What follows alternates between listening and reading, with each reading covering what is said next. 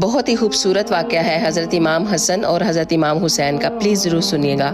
حضرت امام حسن اور حضرت امام حسین بچے تھے تو آپ دونوں نے کہیں کچھ لکھا اور دونوں حضرت علی کے پاس آئے اور کہنے لگے کہ بابا جان بتائیں کس نے اچھا لکھا ہے۔ تو حضرت علی پریشان ہو گئے کہ اگر میں نے دونوں میں سے کسی ایک کو اچھا کہوں گا تو دوسرے کو تکلیف ہوگی۔ تو حضرت علی نے ارشاد فرمایا کہ آپ دونوں امی جان کے پاس جائیں، وہ فیصلہ کریں گی۔ تو وہ دونوں حضرت فاطمہ الزہرا کے پاس آئے۔ آپ نے فرمایا کہ آپ دونوں اپنے نانا جان سے پوچھیں۔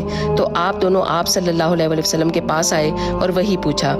تو حضور نے ارشاد فرمایا کہ اس کا فیصلہ جبرائیل کریں گے۔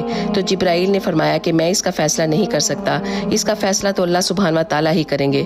تو حضرت جبرائیل علیہ السلام اللہ کے حکم سے ایک سیب لے کر آئے اور فرمایا میں اس سیب کو اچھالوں گا، جس کی طرف بھی یہ گرے گا اس کی لکھاوٹ بہترین ہوگی۔ آپ نے سیب اچھالا، وہ سیب دو ٹکڑے ہو کر دونوں شہزادوں کی طرف گر گیا۔ سبحان اللہ۔